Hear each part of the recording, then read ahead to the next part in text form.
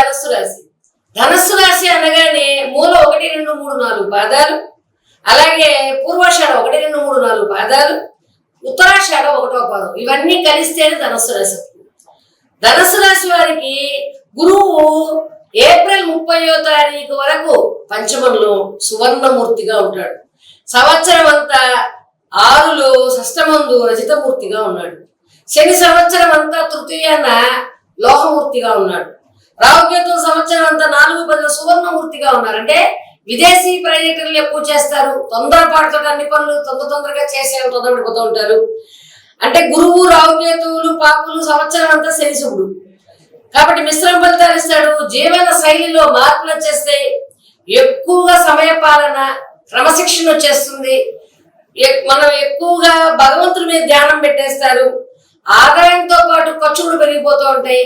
విదేశీ గమనానికి మనకి ఇంత సంపాదించుకుని చాలు, మనం దైవధ్యానంలో గడుపుదామనే ఒక తెలియని ఒకటి ఏర్పడుతుంది, నిరాశ ఏర్పడుతూ ఉంటుంది. అష్టమ కుజు సంచారం వల్ల అప్పుడప్పుడు శారీరక శ్రమ ఎక్కువైపోవడం, కుటుంబంలో పిల్లల యొక్క ఆరోగ్యాల్లో కొంచెం బాధలు రావడం, సమస్యలు ఎక్కువగా కనబడడం. విద్యార్థులకు మాత్రం అత్యంత శుభఫలంగా ఉంది.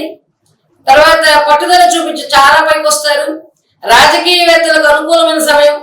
సమస్యలు ఉన్న ప్రజాదరణ, పదవీ లాభాలు బాగా ఉన్నాయి. కాబట్టి ధనస్సు రాశిలో ఉన్న రాజకీయ నాయకులు బాగానే ఉంటారని చెప్పుకోవచ్చు. కాబట్టి ఈ యొక్క ధనురాశి వాళ్ళకి ఈ సంవత్సరం అంతా దక్షిణామూర్తి కవచాన్ని పాలన చేసుకుని శనగలు దానం చేసుకోగలిగి, శనగలతో ఏమైనా లడ్డు కానీ అలాంటివి ఏమైనా తీపి పదార్థాన్ని నైవేద్యంగా ఉంచి వాటిని మీరు ఎవరికైనా పేదలకు వితరణ చేసి, బట్టలు వితరణ చేసి, చెప్పులు వితరణ చేసి చేయగలిగితే మీకు మంచి ఫలితాలు వస్తాయి. ఎప్పుడైనా చూసుకోండి, మీరు ఏదైనా దానం చేయాలంటే దేవుడికి చేయటం కాదు, పేదలకి దానం చేయాలి. పేదలంటే రోడ్డు మీద కూర్చున్న ముష్టివాళ్ళు కాదు.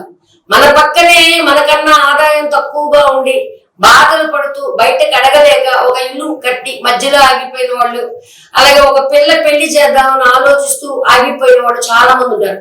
వాళ్ళకి మీ వల్ల అయినంత సహాయం చేయండి. అప్పుడు మీరు చేయగలిగిన దాన్ని పుణ్యం అంటారు.